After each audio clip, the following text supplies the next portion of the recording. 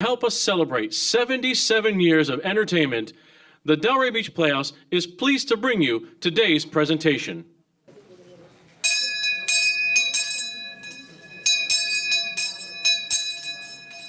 Happy 4th of July, everybody! Happy 4th of July! Follow me to the corner of Delancey and Orchard. I have a big deal announcement to make and a great view of the parade. Free ice cream for the kiddies and for the grown-ups too. Why should we enjoy some ice cream? I feel like the Pied Piper here. Happy 4th of July, everybody. Happy 4th of July. Hurry, hurry, hurry. Get your spot for New York's great Independence Day Parade. 10,000 participants marching all the way from uptown and crossing right in front of us here in the corner of Delancey and Orchard. Oh, it's such a spectacle. The theme of this year's parade honors New York's immigrants. Well, what do you know? That's us. Marching in today's parade will be John Philip Sousa with the Stars and the Stripes, George M. Cohan with the Yankee Doodle, and Harry Houdini with the Where Did He Go? Zippity, zippity, zip. The Ziegfeld Follies with the long legs, and the Civil War veterans with the long beards. And after a couple of elephants and a camel, none other than Mr. President Woodrow Wilson himself. So grab your spot before it's too late. And while we wait for New York's great Independence Day Parade to begin, my family has a big deal announcement to make. And in honor of that big deal announcement, we're giving away any flavor ice cream you'd like, as long as it's vanilla. Smushed between two cookies, it's absolute heaven. Unfortunately, heaven will have to wait just a little bit. And as it is written, Mensch truckt, Gott lockt. Man plans, God laughs. Let me explain. This morning we received word that my eldest daughter, Zeitel, her son Daniel, and her brand new husband have finally arrived on a boat. Kenahora. And so my twins, Abel and Bilka, ran off to Ellis Island to vouch for them. No problem, you say. We can still enjoy some ice cream. Not so fast. My daughters took with them our dear friend Maria. Maria is from Italy, and she has a singing voice that just lights up a room. You know what else Maria has? The keys to the icebox. It's chained to the church fence around the corner next to the fresh fish guy. Well, they said that they would send an electronic telephone machine message on this new fancy pay station telephone machine, which I have no idea how to use, thank you very much. But the silver lining to all of these dark clouds is that it's America's 138th birthday. New York's great Independence Day Parade is coming, and we have pickles. So help yourself. I'll tell you what, we're lucky to be on the shady side of the street here. So please, make yourself comfortable. Pull up an orange crate, lean on that milk can, rest on the wagon, lean on that lamppost. Only be careful not to step in that. Whatever that is, or was. Oi, don't leave yet. You'll lose your spot in line for when the key comes back, and my family's big deal announcement, and the pickles. I mean, who doesn't like pickles? Think fast, Tevye. All right. Although, we'll have to wait for the ice cream this morning, what I can do while we wait for the parade is talk. After all, this is what I do best. And it's free, because here in the United States of America, all speech is free. So here's the plan. I'll talk a little over here. I'll talk a little over there. Sometimes I might sit and talk, who knows. If I get tired, I may lie in the street, but I'll keep talking. We should all laugh a little bit and cry a little bit, and then it'll be your turn to talk. Just kidding, I'll be doing all the talking this morning. And then just before the parade arrives, or until my face starts to hurt, my family has a big deal announcement to make. Is everyone Jake with that? Yes. Terrific. You may ask, who is this lunatic in the corner of Delancey and Orchard who promises ice cream but gives us pickles? When I am called to the blessed Torah, they say, arise, Reb Tevye, son of Znir Zolman. But here in the Lower East Side of Manhattan, I am known as simply Tevye the Dairyman. Perhaps in keeping with the theme of this year's parade about immigrants, I will tell you my immigrant story. We all had one. First, you must understand, God has seen to it to bless Tevye with 6 daughters. 6, count them. My eldest is Zeidel, then comes Hadel, Havish, Frinze, Abel, and Bilke. Remember those names because there will be a quiz later. I'm just kidding. You'll remember, you'll forget, I'll remind you. Don't worry about it. Have a pickle. Oh, yeah. My eldest daughter, Zeidel, the one whose family just arrived at Ellis Island this morning, traveled from Russia to America with a 12-year-old son, Daniel, and a brand new husband. Okay, back into the drink, my little pickle family. My second oldest is Hadel, the revolutionary. Back in Russia, Hadel married a radical by the name of Poichek and moved to Siberia. It's not as romantic as it sounds. My third daughter is Chava, the troublemaker. Chava married outside of our faith. This, of course, cost my wife Golden, I know, and the sores, because after all, who wants to see their parents happy? Well, those are my 3 older daughters. Perhaps today I will tell you about my 3 younger daughters. Schwinzer, the quiet one, and Abel and Bilke, the twins. If it gets confusing, just tell me. After all, we're all friends here. Oi, Tevye, you're such a nudnik. Perhaps we're not all friends here. Not yet, anyway. I just now realized I may know who you are, but you may not know who you are. In the circle of our little village, we call the Lower East Side of Manhattan, we have our special types. There's Sam and his wife, Irma. They make with the kosher wine. Izzy, the bagel man. Mrs. Kim with lickety-split laundry. Miriam with the pots and the pans. And Gus, the pickle man. Thanks for the gift, Gus. I suppose this makes you the caterer. Oh, look, he coming down the street is my friend Bipsy, the printer, with a whole box full of fireworks. Bipsy was born in a charming little village called Chernobyl. You've heard of it? Happy 4th of July, Bipsy. So what, you're selling fireworks today? You should be careful with that cigar, Bipsy. Bipsy's a printer, but he'll sell anything. One day it's vitality water, the next it's umbrellas, so today it's explosives. And if that isn't enough, he also plays the fiddle. Missed it by just a smidge, Bipsy. You keep practicing and be careful with that gunpowder. We wouldn't want you should lose a finger, God forbid. Back to the program.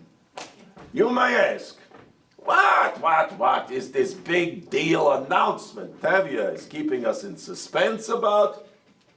I'll tell you. Later.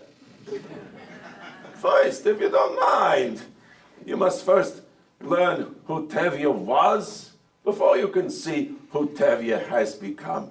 Capiche? All right, here we go. Way back in Russia, exactly 20 years ago. Or was it maybe 19 years ago?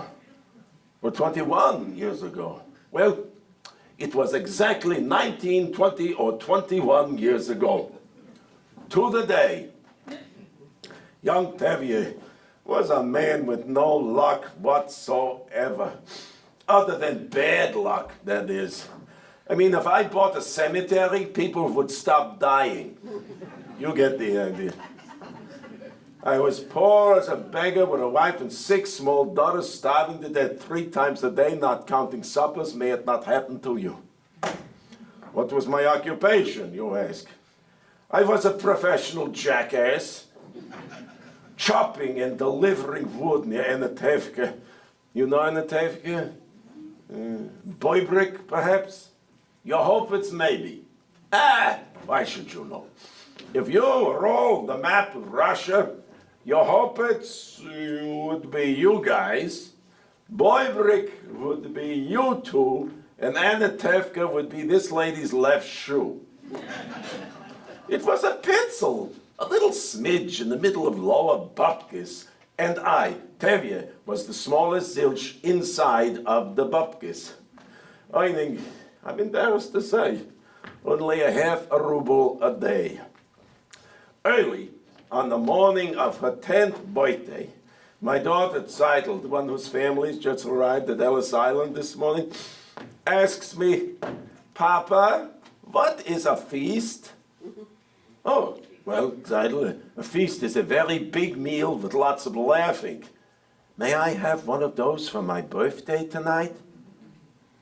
Oh, yes, of course, Zeidel. Yeah, don't you worry about it. You go back in the house. Tell the others tonight we'll have a big feast for your birthday with lots of laughing. This makes my Zeidel very proud. And she goes back into the house to tell the others. As I hitch up my wagon, asking God's forgiveness for lying to my child, my wife Golda, with the bloodshot eyes, holding the baby in her arms, sees me off with, I had to bear you 6 children. For the miserable life they lead, I might as well drown them in the pond. Not exactly the happiest of mornings. I myself had not eaten a crumb at home for weeks. Ulysses and I, that's my horse, Ulysses. Ulysses and I, we were sustaining ourselves on what the rich people of Boybrick discarded. A half-eaten apple here, a dusty Ganesh there, trying to keep at least part of my promise to Zeidel. At the end of the day, I returned for yet another back-breaking load. As I plopped down the final log, my rusty back axle snaps in half. Zult de stoppen en tokkeserijen. Geh kokken even jem. I cramped her and Boyd. I was disappointed. And so I dump out my verkackte wagon and jimmy the axle to make enough to hopefully make it directly home. Now, before the violins begin and you all start running for New Jersey, I must remind you this is a happy story. Relax, the trickle is almost over. Have a pickle, why not? Only don't eat my family. And so, with my wagon screeching like a crow caught in a windmill, I travel home through the darkening woods. Squeak! Squeak! Because who else will listen? I tell my horse, Ulysses, the sad story of where Tevye's bad luck all began. Well, Ulysses, since you asked, I'll tell you. But don't be frightened. It was when I was a little boychik, exactly 6 months old. Or maybe 9 months. Or perhaps 2 years. Well, I was exactly 6 months, 9 months, or 2 years old. To the day. Deep in the thick, tangled woods near the river lived Mrs. Feigenbaum the witch. Mrs. Feigenbaum dressed all in rags. She had long, hairy arms and only one eye. But that one eye had dark powers. All the people in the shtetl knew to avoid their gaze, for if Mrs. Feigenbaum the witch ever cast her evil eye upon you, it would suck the very muzzle from your heart. So frightened of Mrs. Feigenbaum were the villagers that the rabbi himself personally tied a lucky red ribbon to the hair of each child in the shtetl to ward off her dark powers. Late one night, my parents were riding near the river. They heard a frantic rustling through the leaves. None other than Mrs. Feigenbaum the witch, with her long, hairy arms, came scampering out of the woods, snorting like a mule and begging for scraps. To protect the family, my father hits the old lady in the chest with a sweet potato. Mrs. Feigenbaum the witch hisses like a cat, pulls out 2 clumps of her own hair, and jumps into some thorn bushes. When my mother looks to see if baby Tevye is safe, to her horror, she sees that his lucky red ribbon had mysteriously disappeared. And that, Ulysses, is the sad story of where Tevye's bad luck all began. Now, just as Ulysses and I were contemplating the effects of superstition on European Jewry, something reaches out of the darkness and grabs my leg. Feigenbaum! What are you screaming about? Says the woman holding on to my ankle. I took a walk, I got lost. I've been hiding in the woods afraid of bandits. I saw that you're a Jew. Please, God, won't you help me? Pardon me while I push my eyeballs back into their sockets. Good evening to you. I am Tevye. If you want to buy something, I'm all out. Unless, of course, you're in the market for some bad luck. That I have plenty of.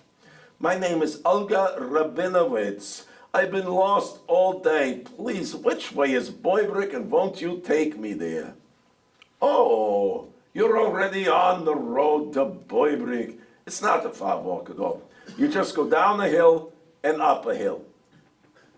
Then after that, down a hill and up again another hill.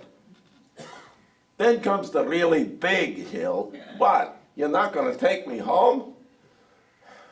And I'm thinking, I barely have enough strength to get myself home. But on the other hand, why am I in such a rush to go home and disappoint my Zeitl on the 10th birthday with not even a challah to offer? Oh, what's the difference, I thought. Why not help this poor woman? Okay, Mrs., climb the wagon. Don't worry, I'll make it worth your while. Oh, did you hear that, Ulysses? Today is our lucky day. Squeak! Squeak! Throughout our journey, Mrs. Rabinowitz makes pleasant conversation. Can it go any faster? This is like the Slowpoke Express here.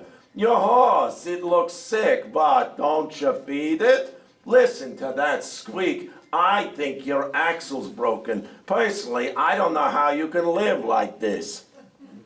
About this time, I am thinking I would have preferred Mrs. Feigenbaum the witch. We arrive at a bungalow, yellow bungalow by the lake. As soon as the family saw us, it was clear how extremely worried they were. Oi, Mama, where have you been? We looked everywhere. We thought maybe bandits.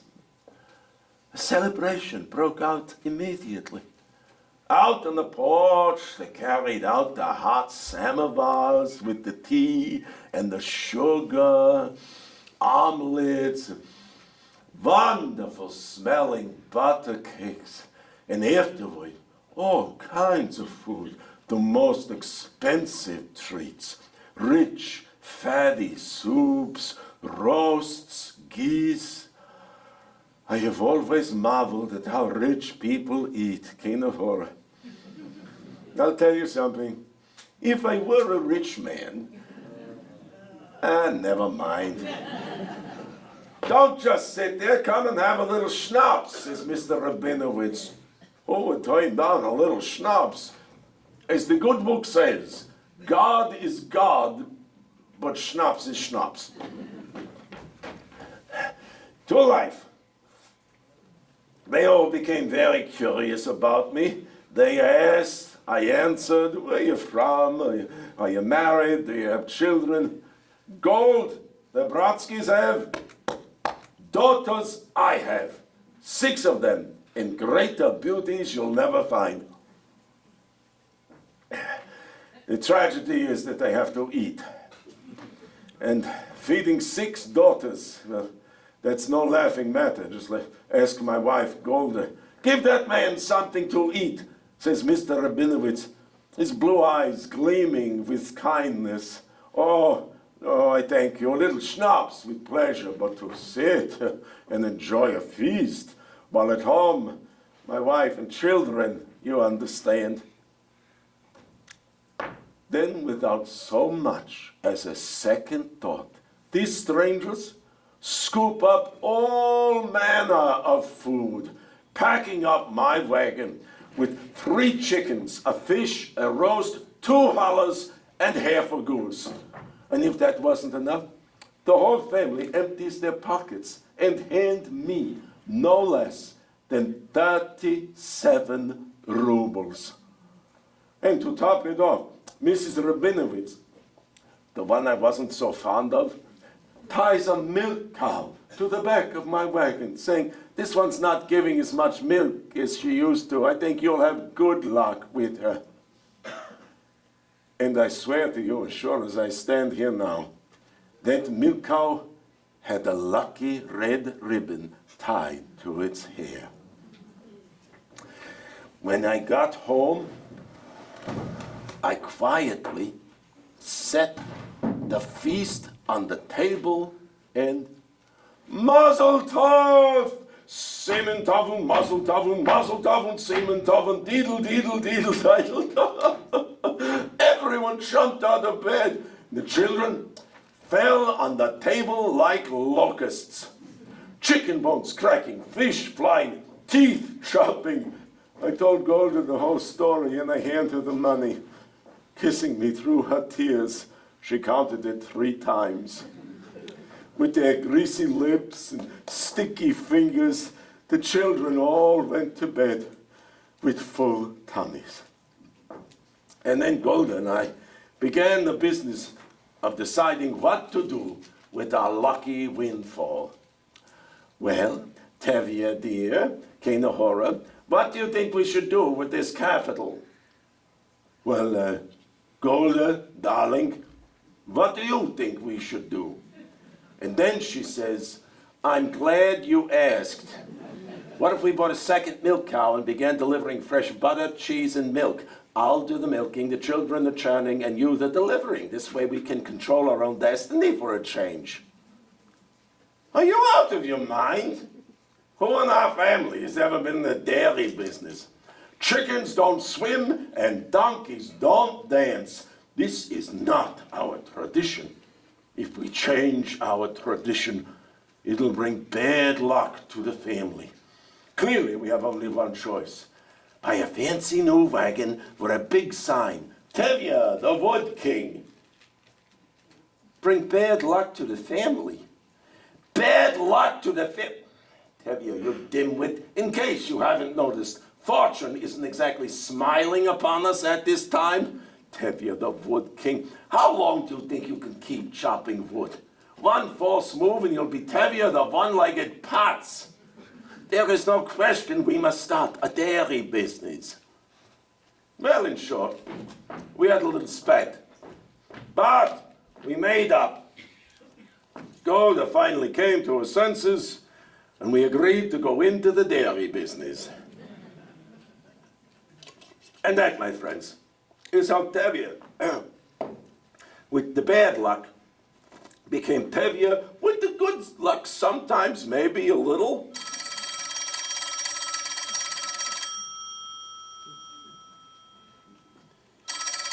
I'm hearing bells. Are you hearing bells?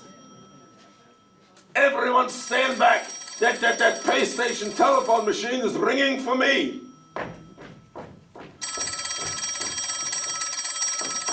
Who's calling on the thing?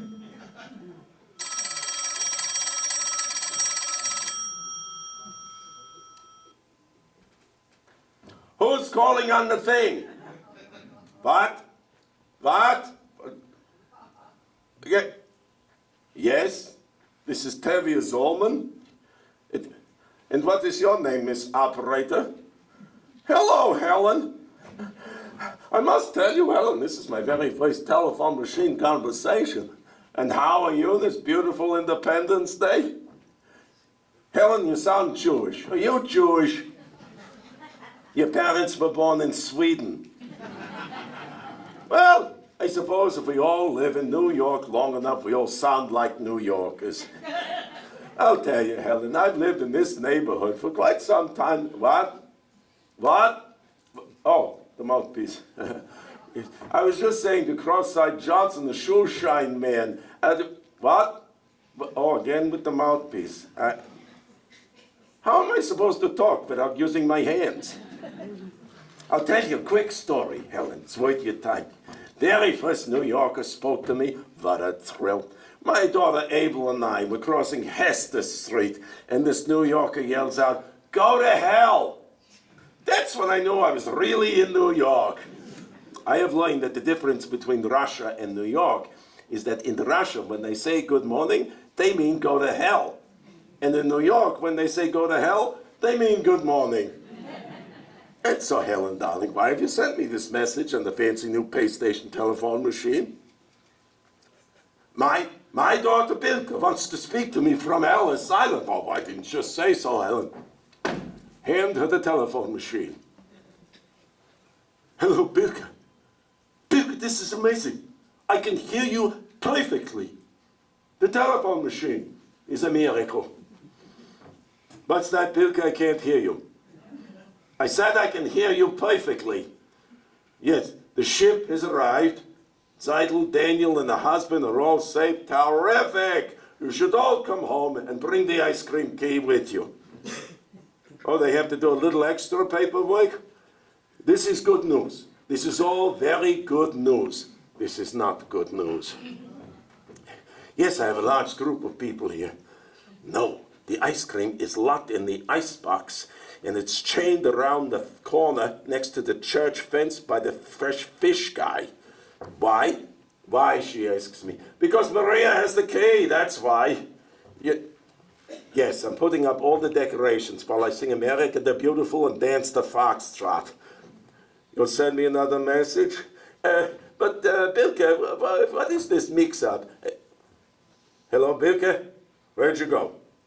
Hello, Abel? Helen, maybe? President Wilson, why not?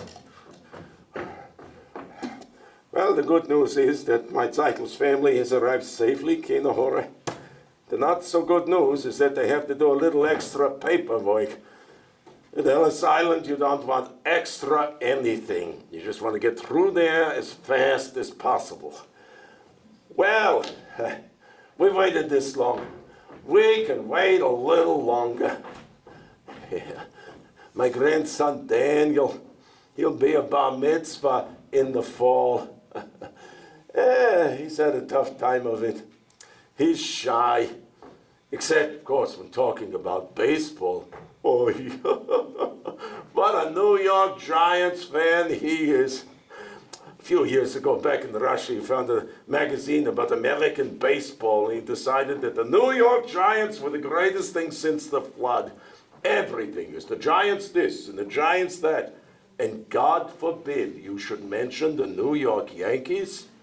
He hates the Yankees more than pork itself. We write letters to each other all the time. Let's see, I left Russia in 1909, so 5 years now. For his birthday, I promised to take him to the polo grounds to watch them play. But of all I've left behind, I miss that boy the most. I say boy, but he's 12 years old. He's almost a man.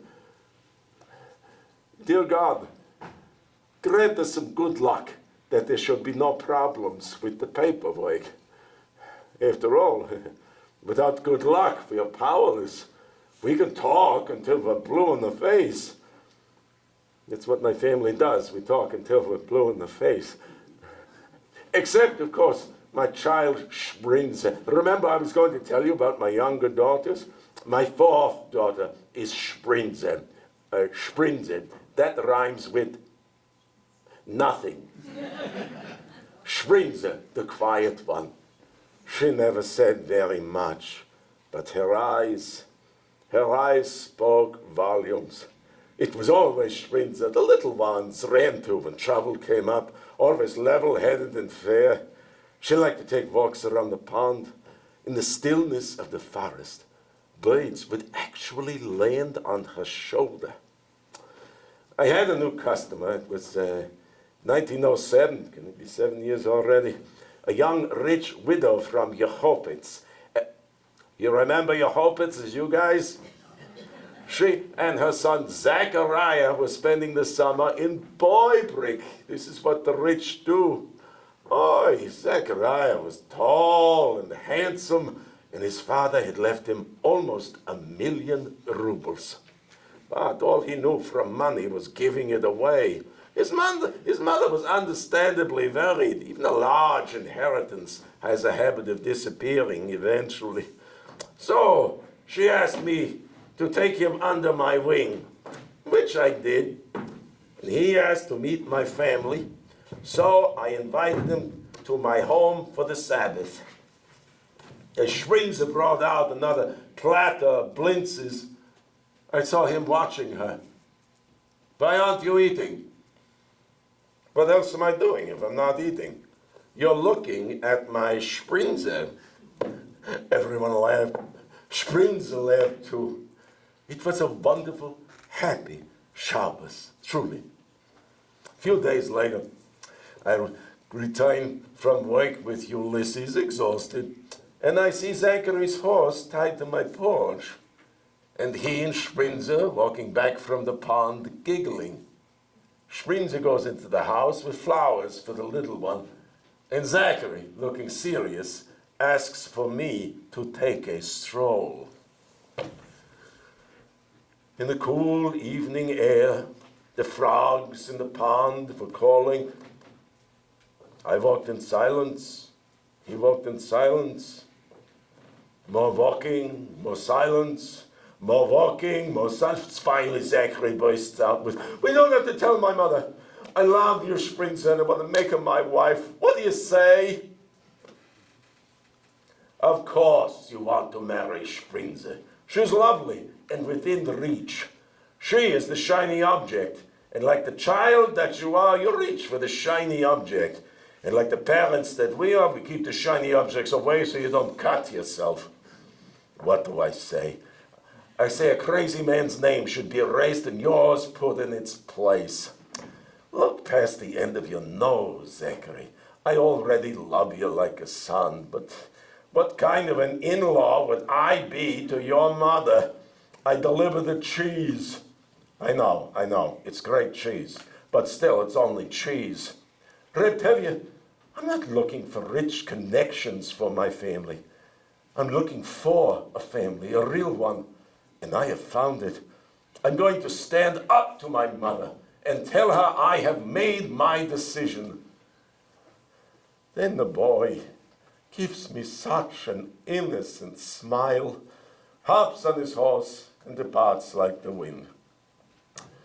So now, my friends, as they say in the books, it's time to leave the prince and follow the fortunes of the princess. Sprinze, you don't even know this boy. He is a child who understands nothing. Oh no, Papa. My Zachary has a heart of gold, but he is surrounded with a vulgar family who thinks of nothing but money. And then my daughter wraps her arms around my neck and whispers into my ear, "Papa, I have found true romance." And so what? Do you think I slept at all that night? The Tsar himself should have had the night that I had. I didn't mention it to Golda. Her answer for everything is, ask the rabbi, ask the rabbi. And that man is such a gossip he could moonlight as a yenta. So, I took a stroll around the pond with God. Oh, dear Lord. I've been thinking about the book of life.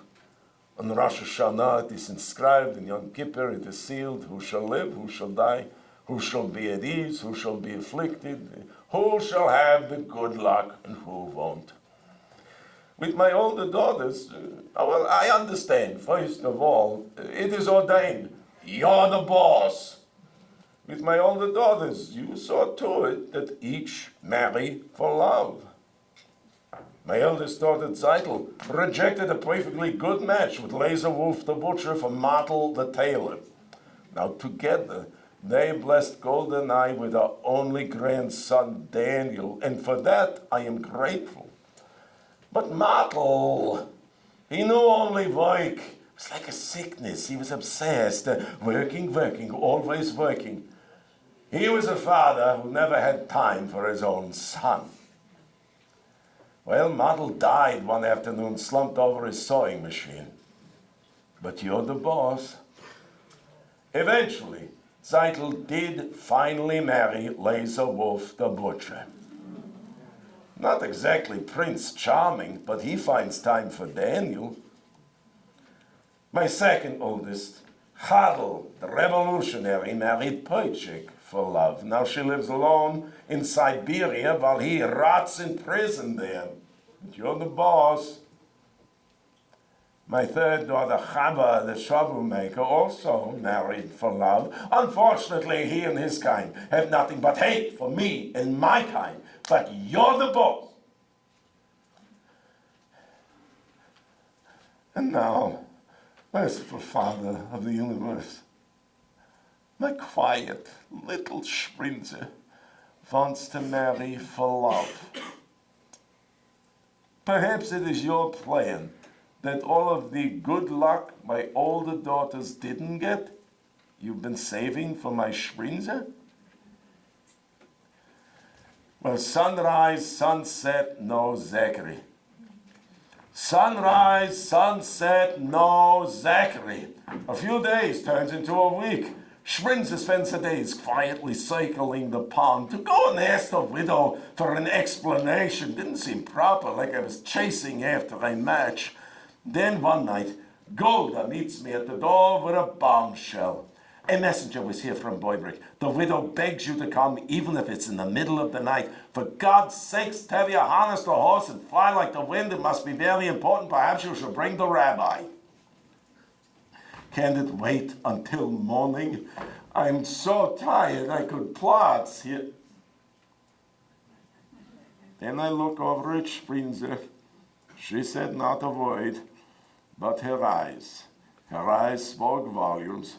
So, of course, I harnessed the horse, and before I set out for Boybrick, my daughter wraps her arms around my neck and whispers into my ear, Papa, time is of the essence, if you understand my meaning.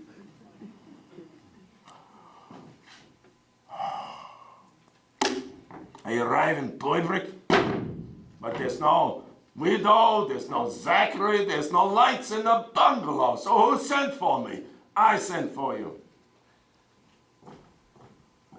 The match out of the darkness lights a lantern on the porch. A short, round barrel of a man with an excessively sweaty face. Zachary's uncle. After I sit, Uncle Sweaty Face says, you may be seated. I understand your name is Tevye. So Tevye, I'm a busy man. Let's get right down to business here financially. What are we talking about? Oh, I'm afraid an elaborate wedding is a bit beyond my budget. However, my wife Golda will prepare such a feast that the Tsar himself, Tevye, don't you play me for a fool. Did you actually believe we'd allow our Zachariah to marry the daughter of a cheesemonger? Now give me your price. How much will it cost us to get out of this misunderstanding? I'll put it down to charity. I waited until Uncle Sweaty Face looked me in the eye and said, "That poor boy." Tevye, wait, I apologize. I can see now you're probably a loving father and a pious Jew, but the world being what it is, this match could never be. I must ask you, Tevye, what were you thinking? I suppose I was thinking about how the world should be, not how it is. I suppose I am an optimist. Your daughter pays a heavy price for your optimism.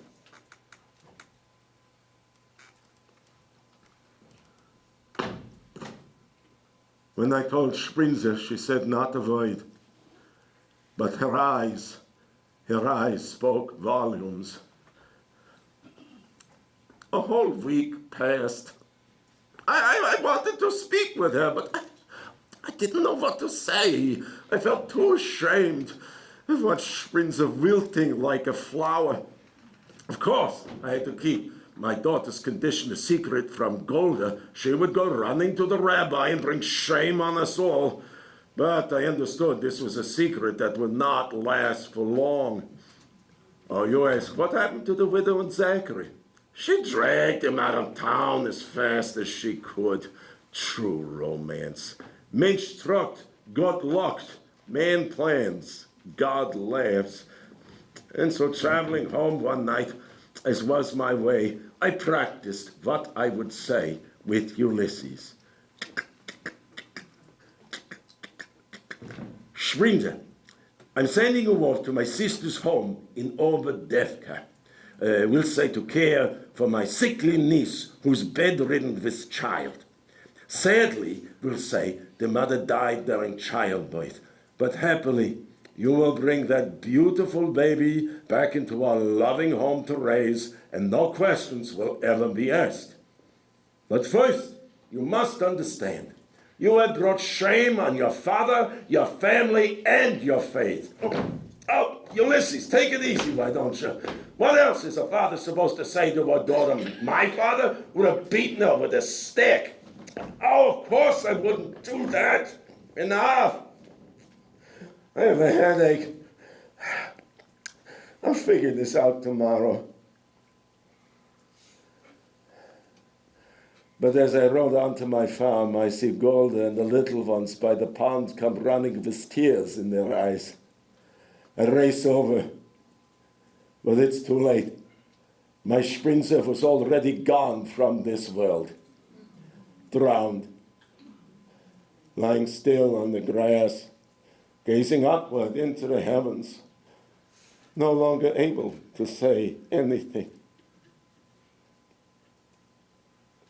But her eyes spoke volumes. Mensch truckt, God locked. But, as the rabbi said, as long as a Jew has a breath of life in them, they must move forward. A living man cannot spit out his soul because it hurts. Tevye has a family to feed, and so he keeps his nose to the grindstone. Oh, what kind of a celebration is this? Oh, I'm sorry to be such a party pooper. This is supposed to be a happy occasion. I think I'm just a little bit worried about Daniel, that's all. Mrs. Murphy! Hey, Mrs. Murphy, come on over and join our parade party, huh? Make room for Mrs. Murphy. There's a nice shady spot on the curb there. Yeah, you can wink at President Wilson from there. Come and join our little shtetl. What's a shtetl? A small Jewish town. Doesn't have quite the same ring to it. Yeah, Yiddish is like that. You can say a lot with a little. Klotz, kvetch, mensch, mishigas, schlepp, schmooze, yachts, pots. What's that? What's the difference between a yachts and a putz? A putz knows better. In any event, welcome, Mrs. Murphy. I think it's time for a public service announcement here.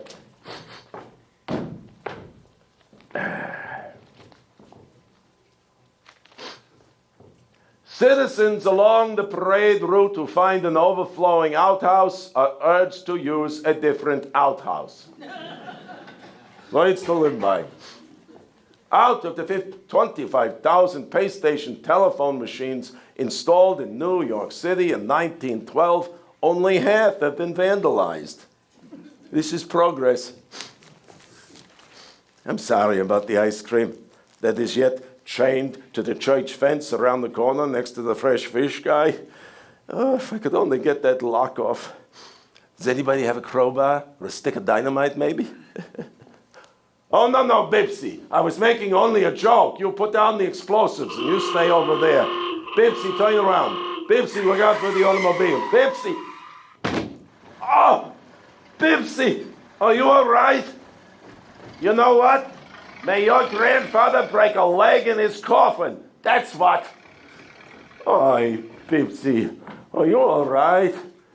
Oh, thank God. That's the second time this week. Your cigar's over there by your hat. You just be careful there, Bipsy. Yeah, I'm going to drop your ban as soon as the parade gets here. There's nothing wrong with Bipsy. He just has other things on his mind. But I'll tell you what. Bipsy has a heart as big as Staten Island. I hired him to print up a New York Giants jersey for my grandson Daniel, the one who hates the Yankees so much. Well, Bipsy got a little confused. So what does he print for Daniel? Missed it by just a smidge. If Daniel saw this schmatter, he'd be on the next boat back to Russia. God forbid. But as I said, a heart as big as Staten Island. To make it up to me, Bipsy prints up this beautiful, please God, banner announcing Tevye and Laser Wolf's new enterprise. Oh, well, I may not have ice cream for you, but I can share this with you. Yesterday, I got all dressed up, and I went to City Hall with my daughters Abel and Bilke and Ria from Italy, who's become like a daughter to me, because I don't have enough. Be it remembered that Tevye Zolman is hereby admitted on this day, July 3rd, in the year of our Lord 1914, by the state of New York as a citizen of the United States of America. Tevye and his family are American citizens. Who would have thought? Little Tevye from Anatevka. This is the best thing to happen to me since Mr. Rabinowitz gave me that milk cow. But where was I? True romance. Oh, I hear a lot about true romance from the young people today. I read somewhere that true romance is like a taste of paradise. When Golda and I were young, romance, this wasn't in our vocabulary. We were too busy trying not to starve to death. We loved our children, we loved to eat, we loved tradition, but romance? Oh, forgive me, my head is in the clouds. I forgot the decorations. This was Bilke's department. Have I told you that I am a widower? Oh, may it not happen to you. My Golda, Alev HaShalem, she was subtle, you wouldn't call her. Not a fancy woman, but dedicated to her children. May she intercede on their behalf. She was never the same after Sprinzer died. I couldn't get her to eat. I even had the rabbi come out. As long as a Jew has a breath of life in them, they must move forward, he said. But she faded away. One morning, about a year before I left Russia, Golda, with such a headache, I knew the devil was doing his work. So I ran down to Anatevka for a doctor, banging on doors, screaming in the streets like a fool. When we got back, my Golda was crumpled on the floor with a lit shiver candle already at her head. She looked like a mound of dirt covered in black cloth. I thought, this is it? Do you hear what I'm saying? Once you look death in the eye, it's hard to have faith. This is it? After all this effort and suffering, that's all there is? The doctor said he would send the grave digger out, dropping a few kopecks into his purse. He said, who lit the candle? If your wife was alone when she died, who lit a shiver candle? For 25 years, she washed our clothes, cooked our meals, cleaned our house, gave me my children, milked the cow. After 25 years, who do you think lit her shiver candle? Oh, she was the best of all God's children. I don't know. I don't know. Perhaps God is like every other father. You raise your children as best you can, and then after a certain point, they're on their own. Home became only me and the twins, Abel and Birke, the ones who ran off to Ellis Island this morning.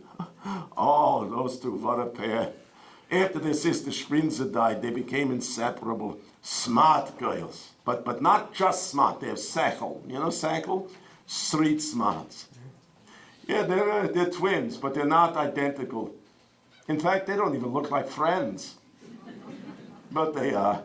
Back home, no, I shouldn't say that. New York is my home, our home. Back in the old country, Abel's name was Tybal, but then she changed Tybal to Abel, I'll explain later.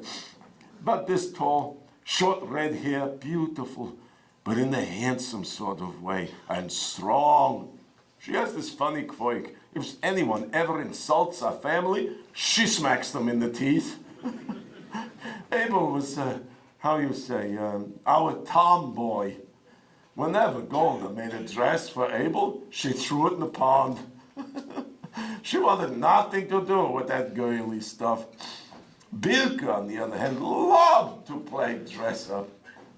All of Tevye's daughters are known for their beauty, but Birke's something else again. Almost as tall as me, flowing brown hair with a face and a figure we won't even talk. Because of the way she looked, people always wanted to give Birke things. But she quickly caught wise, nothing is for free. Yeah, the two of them.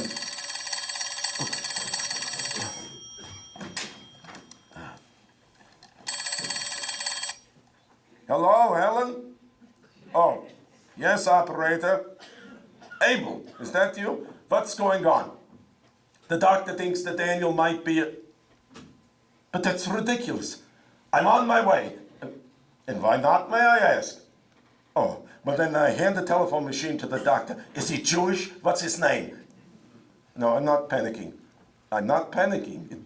Yes, it's just a misunderstanding. Of course, it's just a misunderstanding. You and Birke will work it out? Of course you'll work it out. You have your mother's blood in your veins. Do you have enough coins for the telephone machine? Oh, they are? That's very nice of them. You'll send another message through? But Abel, Hello?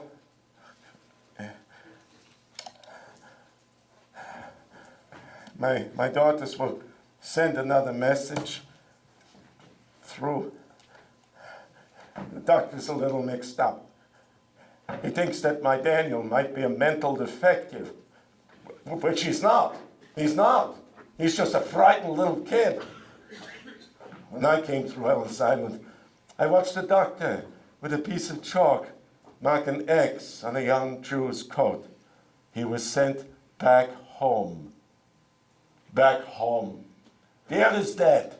Where is a Jew's home if not in America? I have made a home here for my Daniel. Together, Laser Wolf and I have committed all of our finances to a very important business partnership. I was going to save this as a surprise, but I suppose the surprise is on me. We have bought this building here.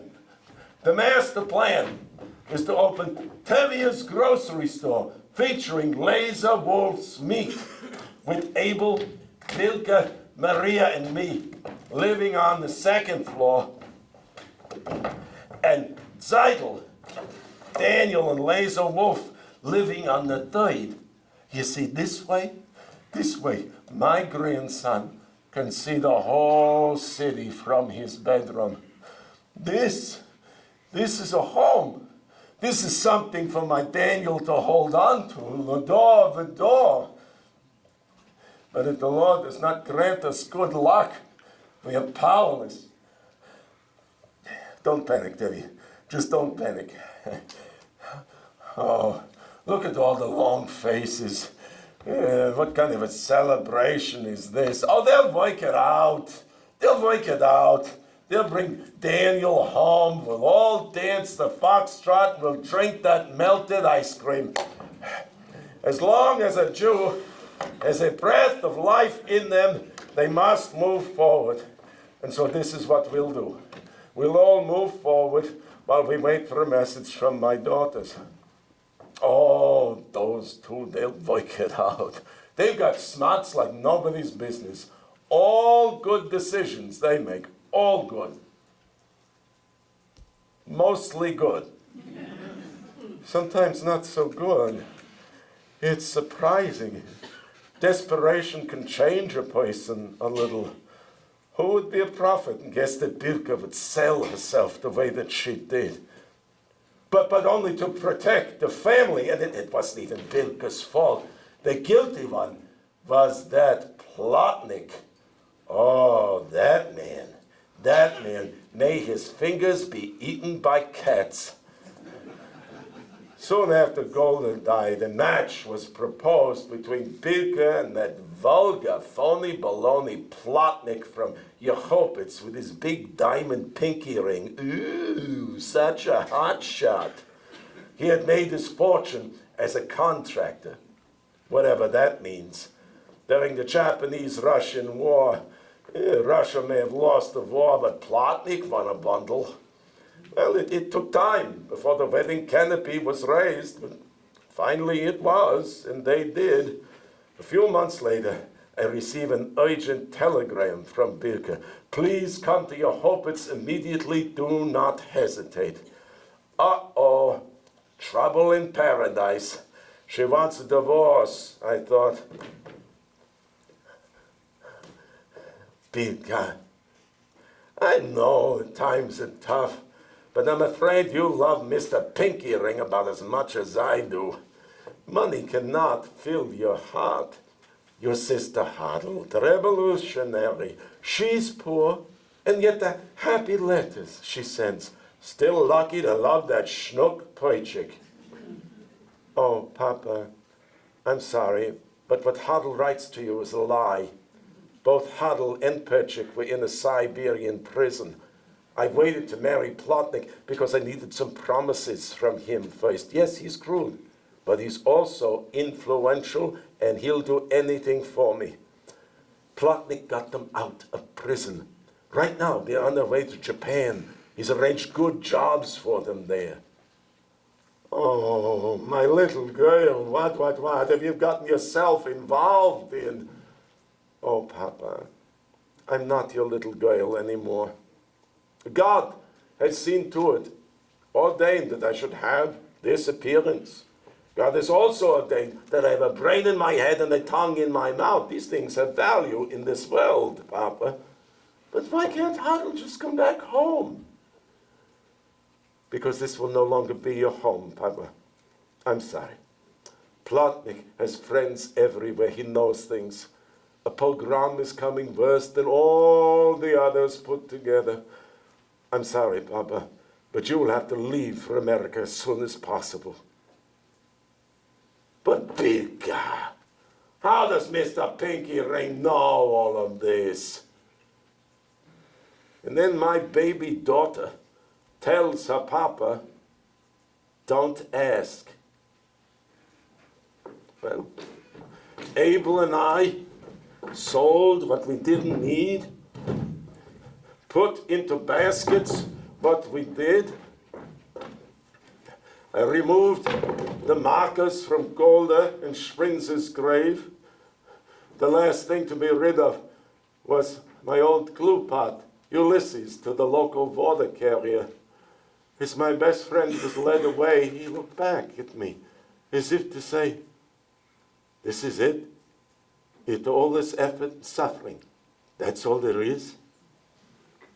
At dawn the next morning, Abel and I pick our baskets up, and before I put out the lantern, the two of us watched in silence our flickering shadows on our old bare walls.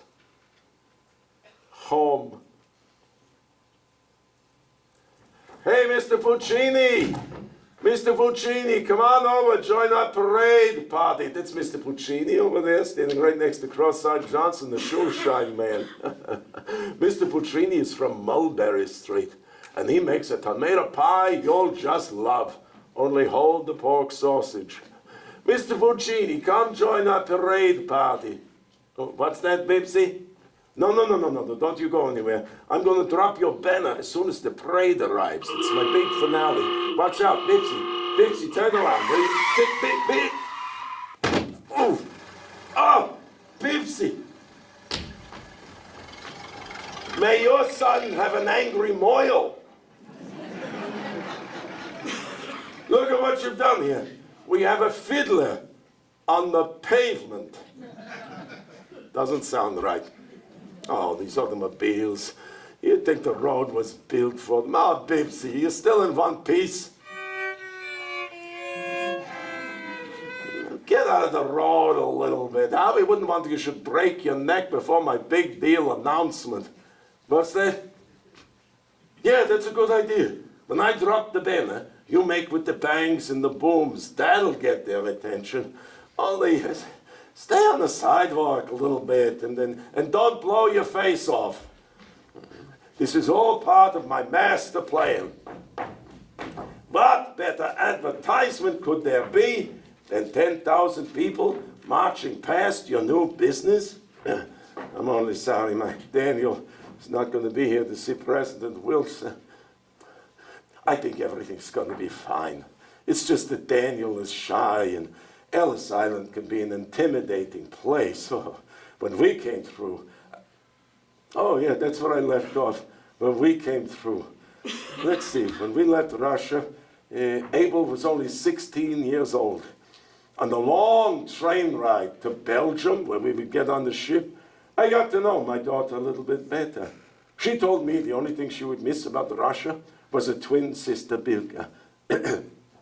As I said, back then, Abel's name was Tybal, but we heard such awful stories of what could happen to a young girl on the ship. So Abel gets the idea to dress in some of my clothes and travel as my son rather than my daughter, so we will not be separated. And I get the idea, instead of Tybal, to call her Abel. Isn't that clever of me? But we arrive at the port of Antwerp. It was a world of different people of all nationalities traveling with hope in their hearts. Our third-class tickets were $36 each. Wow. But I took it as a sign of good luck. It was a nice ship, comfortable beds, good food, and it was clean. But I never let my daughter out of my sight. Unless, of course, when she was with Maria.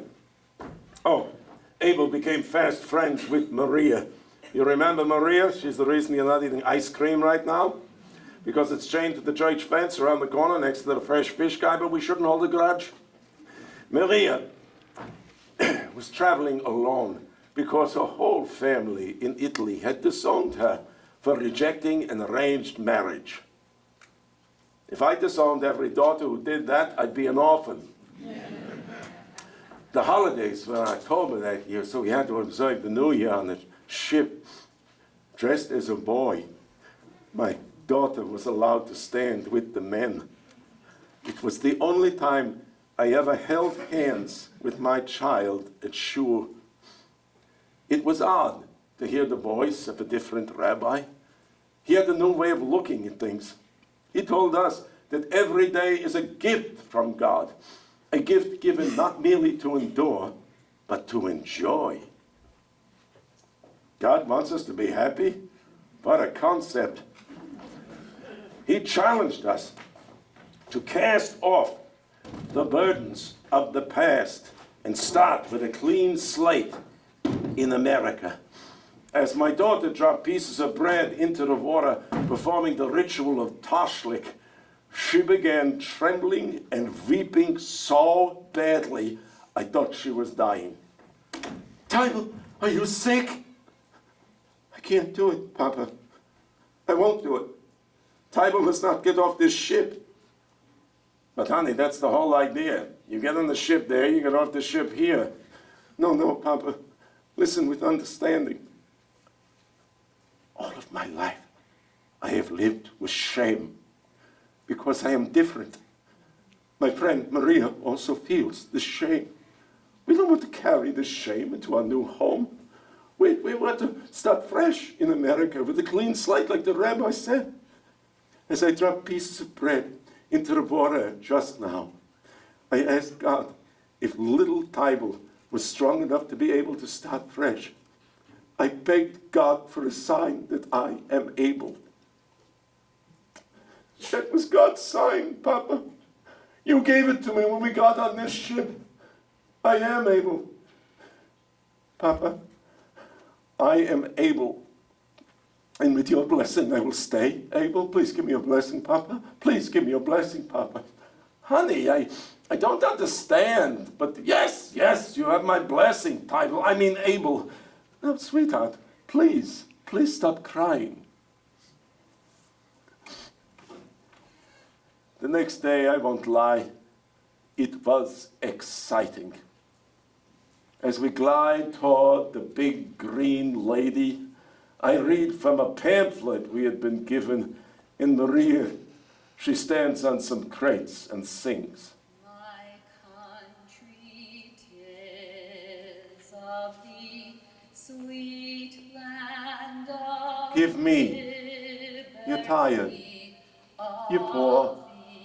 Your huddled masses yearning to breathe free. land where The wretched refuse of your teeming shore. fathers died, land of Send these, the the homeless, the tempest-tossed, to me. from every I lift my lamp beside the golden door. let freedom ring. Ellis Island was quite efficient. The whole thing took only 2 hours.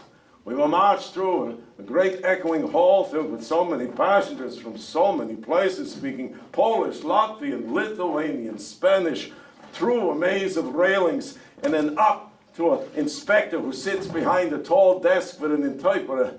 Abel does most of the talking, but we each had to answer some questions on our own. What is your occupation? Dairy man? How much money did you bring with you? None of your business? I mean $178.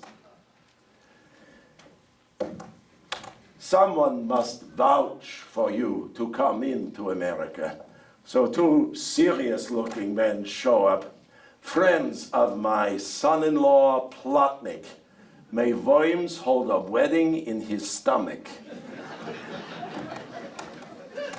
We take a small ferry to Battery Park. And just as I'm about to set foot on the ground of New York City, what do you know? I fall flat on my face. I didn't see the old Jew kissing the grass. Between my bloody nose and the tall buildings, we were too dizzy to look up. So I focused on the address we had been given, 197 East Broadway. 197 East Broadway. Weave through the most crowded streets I've ever seen in my life and find the Education Alliance for Immigrants. God bless those people. They let Abel take a hot bath. Thank God, she was so embarrassed. You see, dressed as a boy, she couldn't bathe on the ship. They gave us something to eat, invited us to come back and learn English, and suggested an honest landlord who wouldn't cheat us. I rip open the seam of my jacket, pay a whole week's rent. Abel and I walk up 4 flights of stairs. We put our baskets down. I pulled the chain on the fancy electric light bulb. The 2 of us watch in silence our swaying shadows on our new bare walls. Home. Well, no sooner do Abel and I, as it turns out, Abel not only likes her new name, she likes her new wardrobe and decides to keep it. It's not that she's pretending to be a man, but if people think she's a man, it doesn't hurt. When I asked Abel why this change, she said, "Men have an easier time in this world, Papa." With a loan from the Jewish Relief Society, I rent a cart and begin peddling my dairy throughout the neighborhood. Just a few things at first, a little bit of this and a little bit of that. Because I'm the new kid on the block, I got a terrible location on Allen Street, under the train tracks. Finster und glitschig. It was disgusting. The smell of the place was deafening. Business was slow. But you think that stopped Tevye? Then you don't know Tevye. You look familiar. You're Jewish? What's your name? Schwartz. Where's your family from? Hotzenplotz. Such a small world this is. I am the son-in-law of Nyack Tonkanog. Doesn't ring a bell? Well, it should. Your grandmother's sister married my Uncle Yassel, which makes us distant cousins. So naturally, you get the family discount. Buy 1 quart of milk, get the 2nd quart at the regular price. How much cheese would you like with that? Don't worry, by November I got a much better spot. And just as Abel and I were settling into a routine, we receive a letter from Russia. Terrible news. A catastrophe. The mysterious Plotnik has gone bankrupt. Broke. Kaput. He and Bilka, in fear for their lives, have to leave Russia under cover of darkness for America. When I asked Bilka, how could such a thing happen to Mr. Pinky Ring? How do you think my Bilka responds? Don't ask. Well, they arrived safely in December 4 years ago, king of horror, and through one of his special friends, don't ask. Plotnik gets a good-paying job as a foreman in the factory with Bilka as the bookkeeper. Well, by January, one thing leads to another, and now both Abel and Maria are also working in Plotnik's factory. But our good luck doesn't last. Abel gets into the biggest fight with Bilka, saying, "We leave Russia because we're treated like animals, and here in America, Plotnik treats us like animals?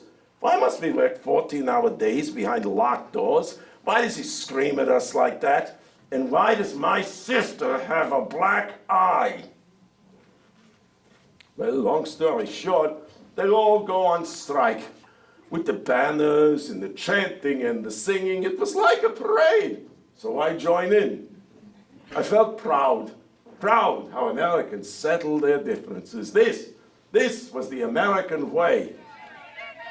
Until I hear a loud crack and blood is running into my eyes. Around New York City policemen on horseback are beating us with clubs. It's just like Martel and Zeitel's wedding. A cop on horseback drags Maria by the hair. Abel pulls him off his horse, punching his bloody face over and over again. Making our way back to the apartment, the bitter taste of blood and sweat on our lips. In a small voice, Maria reads something from her pocket. Give me your tired, your poor, your huddled masses. Abel crumples it up, throws it in the gutter. I pick up that pamphlet. I smooth out the paper, and with a kiss on the forehead, I give it back to Maria. Later, I am wrapping Abel's broken hand, and I say, Abel, why did you have to punch that policeman so many times? Papa, so he won't remember me. Oh, Abel, all that I wish for you is to meet the man of your dreams. Then my daughter says the strangest thing. She says, Papa, I am the man of my dreams. And Maria cries out and wraps her arms around Abel with such tenderness, such passion. I think to myself, Italians are so affectionate. Well, of course, Abel and Maria quit Plotnik's factory. They got a job working at the Union factory just next door. And of course, Bilka stayed working with Plotnik. My daughters stopped speaking to each other. This breaks a father's heart. It was a Saturday when the fire broke out. We heard the sirens. We all came running. The doors were locked. The girls were trapped. Their dresses on fire. They began holding hands and jumping. Abel and Maria law a ladder from their building to the Triangle factory roof. They saved about a dozen girls before the ladder itself caught fire. The last girl Abel pulled from the smoke, with her hair in flames, was her twin sister, Bilka.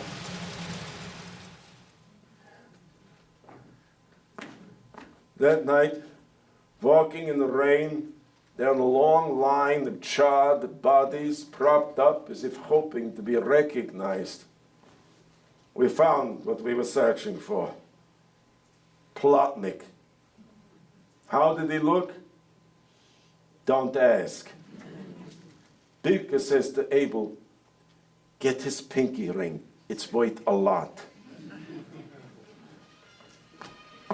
Oops, I better hurry up before I have to compete with John Philip Sousa here.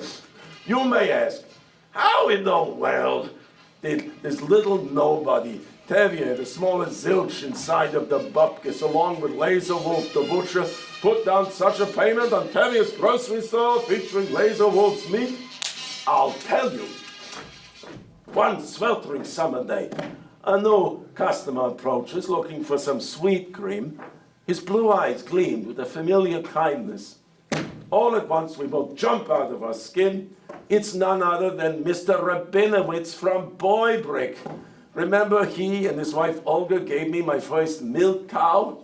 As it turns out, Mr. Rabinowitz was a newspaper man back in Russia, and he was giving a go of it here in America.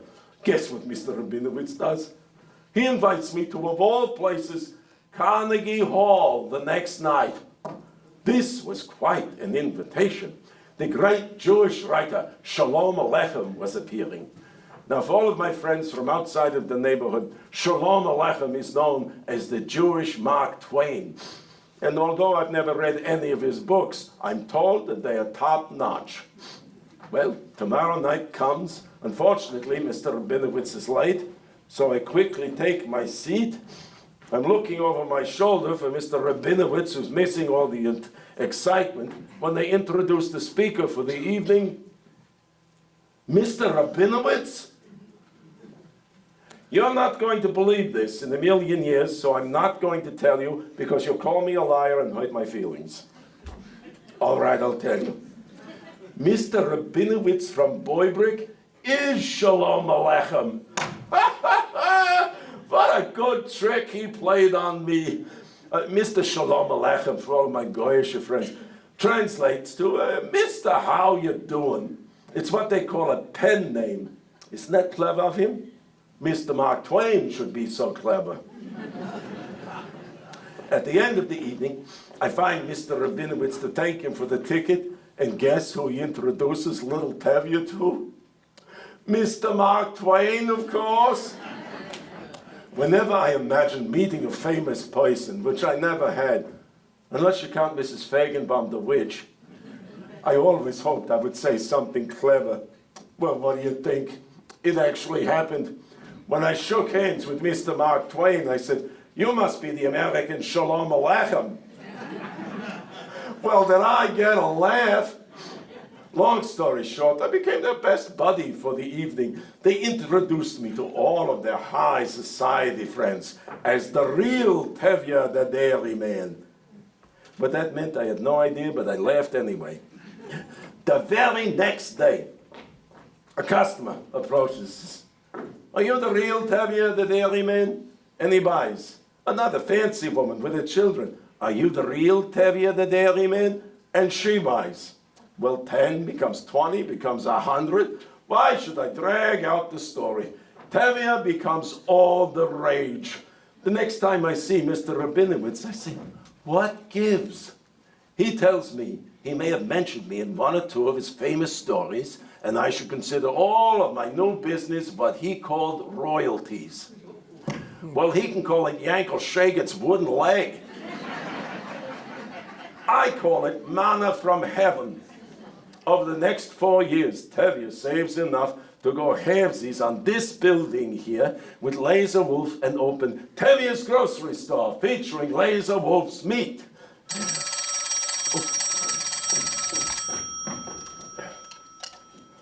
Yes, operator. Abel, tell me the good news. Why are you crying? The doctor won't change his mind?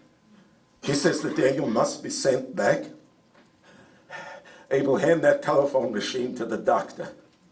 Oi, Gewalt. Enough with the bad luck. Enough! You know what I think? I think here in America, Jews make their own luck. Hello? Hello, doctor. Yeah, my name is Tevye Zolman. I'm the boy's grandfather. What's your name, doctor? Marvin Schumann? You Jewish? Where's your family from? Spola, such a small world this is. I'm the son-in-law of Nyack Tonkanog. But why not? He's a beautiful young man. He won't talk? That's it? That's the reason you're breaking up my family, because the boy won't talk? Oh, doctor, this is just a simple misunderstanding. My grandson, Daniel. Let's call him by his name, Daniel, because he's a person. Just like you and just like me. And in America, every person deserves a fair shake. Isn't that right? You got your fair shake. I got my fair shake. And now it's time for Daniel to get his fair shake. He is the tired with the poor and the huddled masses. Marvin, I'm going to tell you the truth. Last year, Daniel's father died right in front of him, and all he could do was watch. Since then, he hasn't spoken a word. I understand you have rules to follow. No, don't say that, because there is something to be done. Together, we two Americans will figure out how to give Daniel his fair shake. Yes, all right, I will hold on.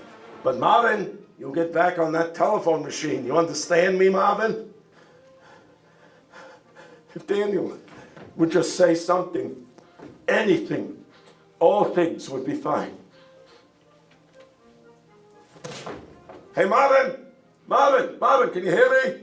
Marvin. Yes, this is Tevye. Listen very carefully, Marvin. This is what I want you to do right now. Tell Daniel that you are a New York Yankees fan. Yes, a New York. Just do it, Marvin.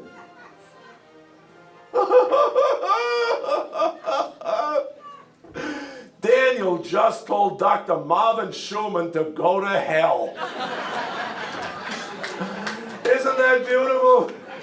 He's already a New Yorker. Marvin, I promise you that boy will be a blessing to the United States of America. You're welcome. Abel, I did it. Of course I did it. We Americans, we know how to get things done. Now you get off that island before the doctor changes his mind. Yes, come home. I want my family to come home.